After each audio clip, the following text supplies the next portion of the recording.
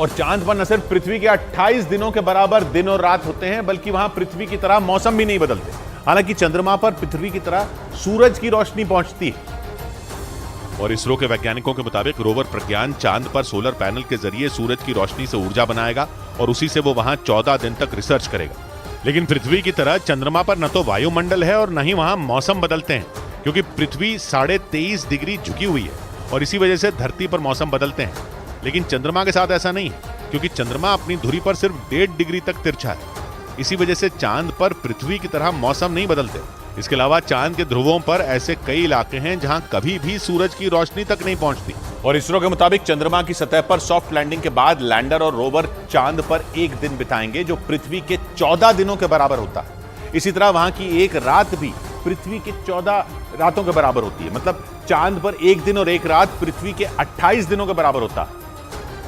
और इसकी वजह चंद्रमा की घूमने की गति है। जैसे पृथ्वी अपनी धुरी पर घूमती है, जिससे धरती पर दिन और रात होते हैं, वैसे ही चंद्रमा भी अपनी धुरी पर घूमता है। लेकिन चांद के अपनी धुरी पर घूमने की रफ्तार काफी कम है। उसे एक चक्कर पूरा करने में पृथ्वी के 27 दिन 7 घंटे 43 मिनट और 11.5 सेकंड, मतलब करीब 28 दिन का वक्त लगता है। इन 28 दिनों में आधा वक्त ऐसा होता है जब चंद्रमा का आधा हिस्सा सूर्य के सामने होता है और आधे हिस्से में सूर्य की रोशनी नहीं होती। जहां सूर्य की रोशनी नहीं पहुंचती वहां रात होती है, जो पृथ्वी के 14 दिनों के बराबर होती है। और इसी तरह जहां सूर्य की रोशनी पहुंचती है वहां दिन होता है, और वो भी पृथ्वी के 14 दिनों तक चलता है। इसी वजह से चंद्रमा पर एक चंद्र दिवस पृथ्वी के 28 दिनों के बराबर होता है। और लैंडर विक्रम के चांद पर मौजूद सबसे मुश्किल जगह दक्षिणी ध्रुव पर सॉफ्ट लैंडिंग करने के बाद इसरो के वैज्ञानिक आने वाले कई दिनों के लिए व्यस्त हो जाएंगे। मतलब आने वाले दिन इसरो के वैज्ञानिकों के लिए चुनौतियों से भरे रहेंगे। हालांकि इस वक्त इसरो के सामने सबसे बड़ी चुनौती चांद के दक्षिणी ध्रुव पर लैंडर विक्रम की सॉफ्ट लैंडिंग है। लैंडिंग के बाद लैंडर से रोवर प्रज्ञान बाहर आएगा और वो वहां पानी की तलाश के साथ दुर्लभ खनिजों की खोज में भी जुट जाएगा। इस दौरान वो लगातार चांद से जुड़ी जानकारी लैंडर विक्रम की मदद से इसरो को भेजना शुरू कर देगा। इसी वजह से 23 अगस्त को लैंडर विक्रम के चांद पर उतरने के बाद इसरो के वैज्ञानिक व्यस्त हो जाएंगे, क्योंकि उनके पास रोवर प्रज्ञान से भेजी गई जानकारी को समझने की बड़ी जिम्मेदारी होगी। इधर चंद्रयान 3 के चांद के दक्षिणी ध्रुव पर उतरते ही वहां पानी की तलाश में वो जुट जाएगा। वैज्ञानिकों ने दावा किया कि अगर चंद्रयान 3 सफलता के साथ चांद के दक्षिणी ध्रुव पर लैंड कर लेता है तो चांद के बारे में उन रहस्यों से पर्दा उठेगा जिनसे दुनिया अब तक अनजान है। जिसका मतलब यह कि चांद के बारे में जितनी जानकारी अब तक दुनिया को पता लगी है, उससे कई गुना ज्यादा जानकारी भारत के मिशन चंद्रयान 3 की सफलता से मिल जाएगी। वैज्ञानिकों का दावा है कि चंद्रयान 3 चांद के सबसे मुश्किल इलाके दक्षिणी ध्रुव पर पानी की तलाश भी करेगा।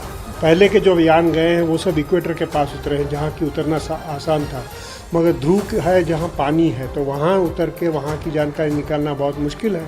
वैज्ञानिकों के मुताबिक दक्षिणी ध्रुव पर कुछ इलाकों में तापमान 0 से 230 डिग्री तक नीचे पहुंच जाता है, यानी -230 डिग्री, जिसका मतलब ये कि वहाँ बर्फ होने की संभावना है। भारत का चंद्रयान 3 इसी का पता लगाने की कोशिश करेगा ताकि उस जगह पानी होने की संभावना पर मोहर लग सके। हालांकि इससे पहले 2008 में भारत के चंद्रयान 1 ने चांद पर पानी होने के सबूत खोजे थे। इस बीच चंद्रमा के करीब पहुंच चुके चंद्रयान से इसरो के वैज्ञानिकों को एक और कामयाबी मिलने की खबर आई। दावा किया जा रहा है कि चंद्रयान 2 का हिस्सा रहा ऑर्बिटर भी अब चंद्रयान 3 की मदद करेगा। एक दिन पहले ही ऑर्बिटर से चंद्रयान 3 की मुलाकात हुई और ऑर्बिटर ने चंद्रयान 3 का स्वागत किया था।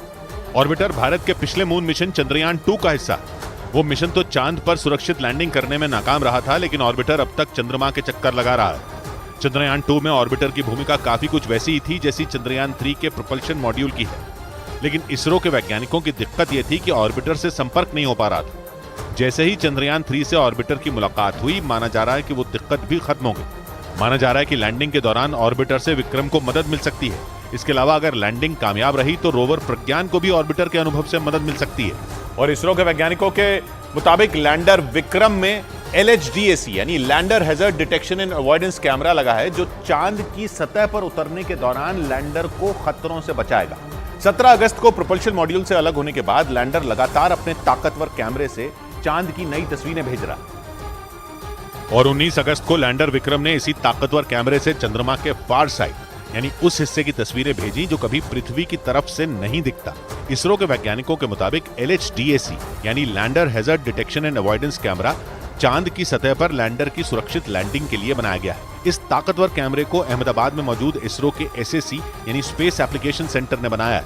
लैंडर विक्रम को चांद पर किस जगह उतरना है, लैंडिंग के दौरान उसकी टक्कर किसी बड़े पत्थर से ना हो और वो किसी गड्ढे में ना गिरे, ये सब तय करने की जिम्मेदारी इसी कैमरे पर है। मतलब ये कैमरा लैंडर को उतरने के समय चांद की सतह पर मौजूद खतरों से बचाने के साथ उसकी सुरक्षित लैंडिंग को भी पुख्ता करेगा। उधर इसरो ने जानकारी दी कि चंद्रयान 3 को सफल बनाने के लिए अमेरिकी स्पेस एजेंसी नासा और यूरोपियन स्पेस एजेंसी भी मदद कर रही हैं। ऐसा इसलिए क्योंकि भारत के मिशन पर दुनिया भर की नजरें टिकी हैं। और चंद्रयान 3 को सफल बनाने के लिए नासा और यूरोपियन स्पेस एजेंसी भी जुटी हैं।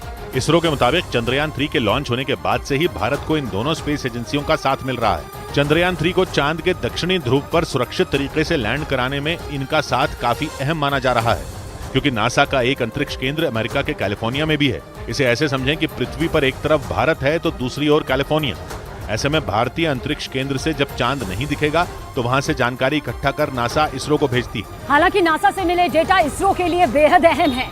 इसी तरह खबर है कि यूरोपियन स्पेस एजेंसी भी अपने उपग्रहों से मिला डेटा भारत के साथ साझा कर रही है, जिससे चंद्रयान 3 को ट्रैक करने और मॉनिटर करने में मदद मिल रही है। क्योंकि तमाम चुनौतियों को पार करते हुए भारत का स्पेसक्राफ्ट चंद्रयान 3 चांद के बेहद करीब पहुंच चुका है। 14 जुलाई को आंध्र प्रदेश के श्रीहरिकोटा से लॉन्च होने के बाद करीब 40 दिन का सफर तय करके चंद्रयान 3 चांद से महज 25 किलोमीटर दूर है। और कुछ घंटों बाद वो चांद के उस हिस्से पर उतरने वाला है जहां दुनिया का कोई भी देश अब तक नहीं पहुंच पाया। भारत की स्पेस एजेंसी इसरो के मुताबिक चंद्रयान 3 ने पृथ्वी से करीब 3,84,375 किलोमीटर का सफर तय कर लिया है, यानी वो चांद से सिर्फ 25 किलोमीटर ही दूर है, क्योंकि पृथ्वी से चांद की कुल दूरी 3,84,400 किलोमीटर है। हालांकि चंद्रयान 3 इस वक्त अंडाकार आकार में चांद का चक्कर लगा रहा है, जिसका मतलब ये कि एक चक्कर के दौरान भारत का ये स्पेसक्राफ्ट जब चांद के बिल्कुल नजदीक होता है तो चांद की सतह से इसकी दूरी सिर्फ 25 किलोमीटर होती है, और उसी चक्कर में जब वो चांद से दूर जाता है तो दूरी 135 किलोमीटर के करीब हो जाती है। चंद्रयान 3 में ही विक्रम लैंडर मौजूद है, जिसकी मदद से प्रज्ञान रोवर चांद की सतह पर उतरेगा और वहां जांच करेगा। इधर इसरो ने दावा किया कि रूस के लूना 25 के क्रैश होने का कोई असर चंद्रयान 3 पर नहीं होगा। रूस ने भारत से पहले चांद के दक्षिणी ध्रुव पर पहुंचने की कोशिश की, लेकिन उसका मून मिशन लूना 25 लैंडिंग से पहले ही फेल हो गया, जिसके बाद ऐसी अटकलें लगने लगी कि कहीं लूना 25 के क्रैश होने से चंद्रयान 3 पर तो कोई असर नहीं होगा, क्योंकि रूस का लूना 25 भी उसी रास्ते में था जहां चंद्रयान 3 चांद के चक्कर लगाते हुए उसके नजदीक पहुंच रहा है। इसी वजह से ऐसी खबरें सामने आने लगी कि कहीं लूना 25 चंद्रयान 3 के लिए खतरा न बन जाए, लेकिन इसरो ने ऐसी किसी भी स्थिति से साफ इनकार कर दिया और भरोसा दिया कि चंद्रयान 3 अपने तय समय पर यानी 23 अगस्त को शाम 6:04 पर चांद पर सुरक्षित लैंडिंग करेगा। हालांकि रूस का लूना 25 चंद्रयान 3 से पहले ही चांद के दक्षिणी ध्रुव पर पहुंचने वाला था, और रूस ने वहां इतिहास रचने की पूरी तैयारी कर ली थी। चांद का दक्षिणी ध्रुव वो जगह है जहां अब तक किसी भी देश ने अपने स्पेसक्राफ्ट को नहीं उतारा है, क्योंकि वहां न तो रोशनी है और न ही लैंडिंग के लिए सही जगह। इस बीच इसरो ने जानकारी दी कि चांद के जिस दक्षिणी ध्रुव पर चंद्रयान 3 लैंड करेगा उसमें और वहां के उत्तरी ध्रुव के वातावरण में काफी अंतर है। चांद के दक्षिणी ध्रुव पर पहुंचना सबसे ज्यादा मुश्किल माना जाता है, और इसीलिए कोई भी देश वहां अब तक नहीं पहुंच सका। चांद पर भारत से पहले अमेरिका, रूस और चीन पहुंच चुके हैं, लेकिन उनका कोई भी मिशन चांद के दक्षिणी ध्रुव पर नहीं उतरा। इसकी सबसे बड़ी वजह है वहां का वातावरण। इसरो के मुताबिक चांद के दक्षिणी ध्रुव और उत्तरी ध्रुव के वातावरण में बहुत ज्यादा अंतर है। माना जाता है कि दक्षिणी ध्रुव बर्फ से ढका हुआ है और वहां का तापमान -200 डिग्री सेल्सियस तक गिर जाता है। इस तापमान में कोई भी चीज नहीं बच पाती। इसके अलावा अमेरिकी स्पेस एजेंसी नासा वहां बड़े बड़े गड्ढे होने का भी दावा कर चुकी है, जहां कभी भी सूरज की रोशनी नहीं पहुंचती, जबकि उत्तरी ध्रुव पर इतनी ठंड नहीं होती। वैज्ञानिकों के मुताबिक चांद के उत्तरी ध्रुव पर गर्मी है और वहां धूल भी मौजूद है। उधर ब्रिटेन के मीडिया ने दावा किया कि चांद के दक्षिणी ध्रुव पर भारत से पहले पहुंचने के चक्कर में रूस का लूना 25 क्रैश हो गया। इस मिशन के जरिए रूस का स्पेसक्राफ्ट पहली बार चांद के दक्षिणी ध्रुव पर उतरने वाला था, जिसे रहस्यों से भरा माना जाता है। लेकिन रूस अपने मिशन में कामयाब नहीं हो सका। ब्रिटेन के मीडिया के मुताबिक रूस ने भारत से पहले दक्षिणी ध्रुव पर पहुंचने के लिए कई बातों को नजरअंदाज किया, जो बाद में उसकी नाकामी की सबसे बड़ी वजह बन गए। एक दिन पहले ही यह खबर सामने आई कि यूक्रेन जंग की वजह से यूरोपियन स्पेस एजेंसी ने इस मिशन में रूस का साथ नहीं दिया और उसने लूना 25 से अपना एक उपकरण निकाल लिया। दावा किया गया कि इसकी जानकारी पुतिन को भी थी, लेकिन इसके बावजूद वो भारत से पहले चांद के दक्षिणी ध्रुव पर पहुंचने के लिए उतावले थे। इसलिए उन्होंने अपने मिशन को जल्दबाजी में रवाना कर दिया। लेकिन रूस का मिशन फेल होने के बाद भारत अब चांद के दक्षिणी ध्रुव पर सबसे पहले पहुंचकर इतिहास रचने की तैयारी में है। और इस बीच चांद की सतह पर